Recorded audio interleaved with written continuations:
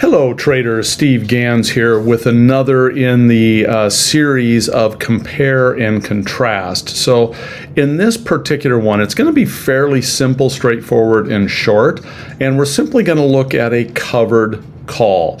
Now, if you want a little more information on this after I share with you what I have today, go look at one of the prior trades that we did in the start to finish series, and in that series I am selling short puts on Google with the intent of getting assigned Google stock and then starting to sell calls against that stock. And that's kind of going to be what I'm showing here, but we haven't got to that stage in Google where we've been assigned yet to where we own the stock. So what I want to do today is I want to just compare with you owning of stock versus owning of stock and selling a call against that stock.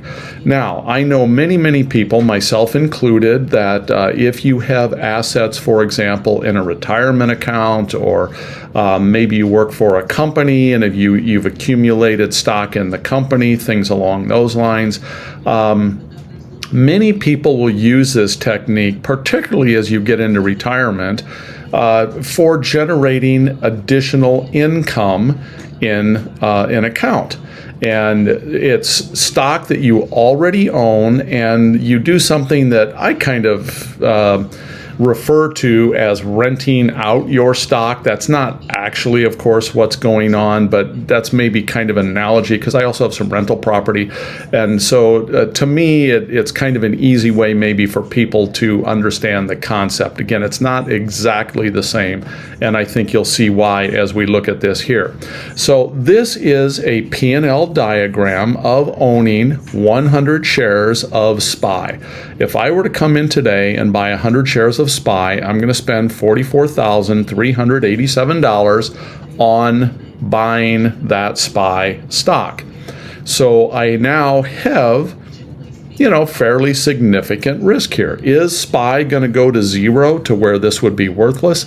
No, certainly not. And if it did, we got bigger problems than what the value of our stock is. I think Armageddon is hit at that point if something like that were to occur. But it's not out of the question, and we've certainly seen where, SPY was down here around 360 or so during COVID time. So if I had bought 100 shares of SPY at $44,000, I could be down $12,000 or so in that position.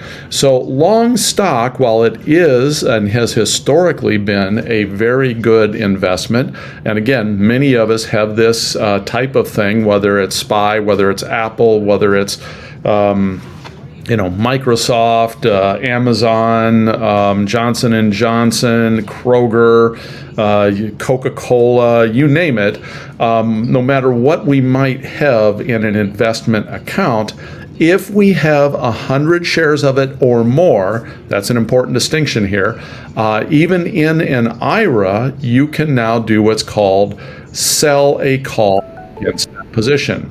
And we can do this with zero downside risk. What I mean by that is there is no risk of loss above and beyond the risk that you're already taking by owning that stock.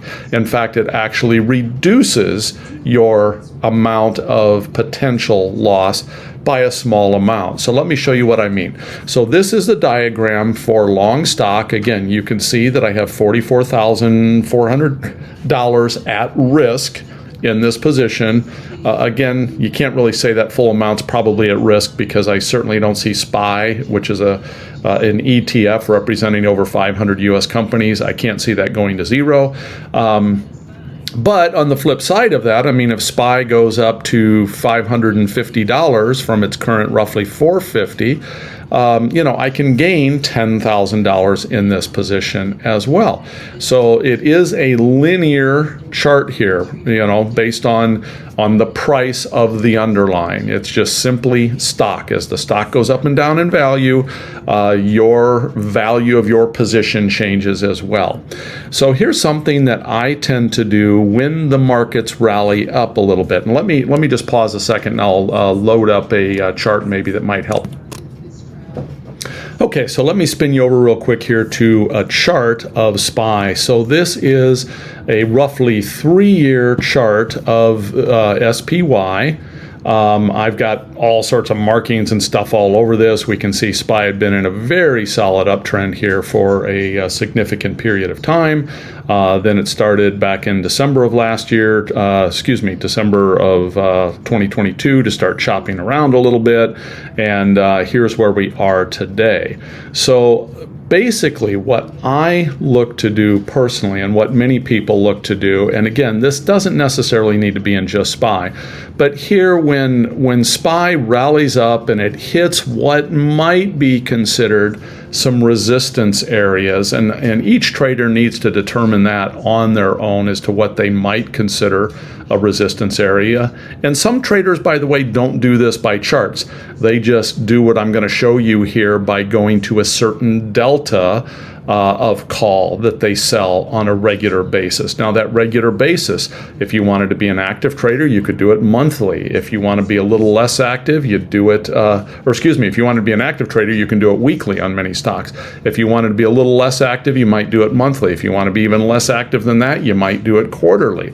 But let me show you what I'm going to do here. So when SPY rallied up and it hit what had been some prior resistance levels, even where it is today, if I determine that SPY is maybe not likely to get above this 455 range right now, I can come back here and I can look at selling a call, and I can go to whatever period of time I want. I personally tend to do this about a month out, so I would probably come to about September 15th, somewhere in here, and I would sell a 455. Oh, let's see, I need to unlock that first, and we will include that. So I need to sell, if I don't think SPY is going to go above around 455 in the next month or so, I might sell a 455 call.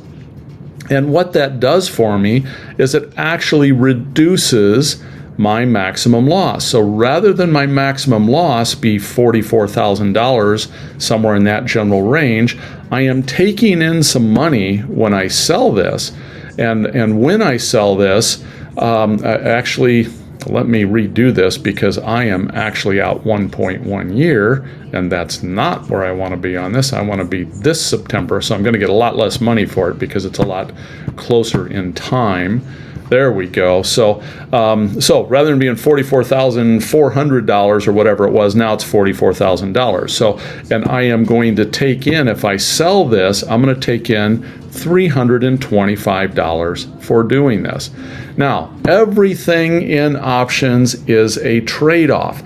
So what did I trade off by essentially locking in this $350 in income that I'm going to take in? Actually, it's $324. The price is changing here a little bit on me. But so what am I giving up? Well, I'm giving up that if SPY rips up above where I'm selling my call, rips up above 455, I'm no longer going to be participating in that continued up move. So if SPY were to go to 460, for example, that last $5 of increase, I'm not going to get. Whoever sold this call to me, whoever bought this call from me is going to participate in that. I am getting the benefit of a guaranteed, in this case, $327, no matter what SPY does. If SPY tanks way down here, I still get that $327. If SPY goes up to 550, I still get the $327. So I have to decide at what point I want to sell this call. Of course, the closer I go to where SPY is currently trading, the more money I'm going to take in for selling this. Here I'm going to get $5.45 or $545. That might be a little close. Maybe not. It depends on your anticipation of the market. If you think the market might go down from here. If you think that the current credit ratings and things like that are starting to impact U.S. stocks, if you think that's going to have a negative effect on our market overall, but you don't necessarily want to bail out of your positions, this is a way that you can generate extra income on these positions. And again, you have no downside risk in this position. You do have the downside risk in your underlying position that you are already holding anyway. So long as you're planning on holding that stock anyway, selling calls against it is a good strategy to bring in extra income. You do have to understand that it is possible that if this were to go up, if the market went up above where I'm going to sell here, let's call it 455. If the market goes up above 455, and I don't close this position, I always have the option of closing this position or rolling it out further in time, which is usually what I do with these, unless it's a stock I'm wanting to sell. If I'm okay with the stock selling at this point, this is the way I'm going to sell the stock, and it brings me extra income until the stock finally sells. But if it's a stock that I want to continue to own and the market goes up above my 455 call price, that where I sold my call, and we're getting close to expiration, if I don't want this stock to get called away from me, I may very well either close this position or roll this out to a further point in time. So that is my risk, if you will, in this position. But think about it a second. So if it gets called away from me, I not only got the additional, in this case, $10 in gain. So SPY would have had to have gone from 444 to 455. So SPY would have had to have gone up $11. So that $11 in itself is giving me $1,100 in additional profit. On top of that, the fact that I sold this call for $328, that's a little icing on the cake. So if this is something that I'm willing to let get called away from me and it gets called away from me, well, that's a great thing. I made all that additional money from the price of my stock going up, and I took in additional money by selling this call. Now, if SPY went all the way up to 460, okay, maybe I'm kicking myself a little like, oh, Steve, you could have had that additional, $550 in the value of the stock going up. But again, it's what I call a high quality problem. I didn't make quite as much money maybe as I could have made if I didn't have this call on. But when I'm doing this month in, month out, in many cases, I and many other traders I know, we will do this over and over and over and over and over, and we might generate, you're talking, $3 a share each time. I might sell this covered call 6, 7, 8 times, so that's $24 or $2,400 of additional income I've generated on a stock position that I already own.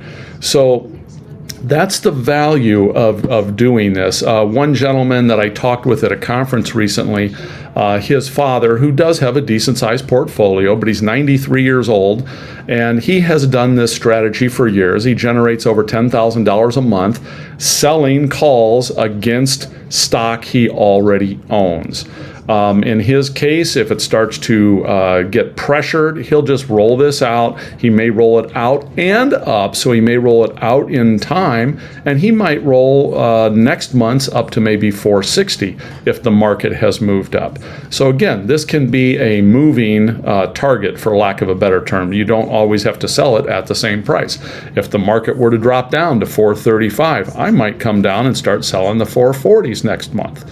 So again, this is how this particular rent out your stock game is played.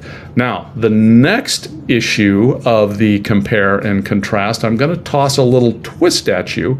It's called the poor man's covered call. So if you do not have $44,000 to where you can buy 100 shares of SPY, but you still want to use a strategy like this, look for that next video coming up a little later in the week, and I think that will that might show you an alternative way of doing this. So as always, please like, subscribe, give me a thumbs up. If you have any comments, feel free to share them as well, and I appreciate everybody taking a look at this. Take care.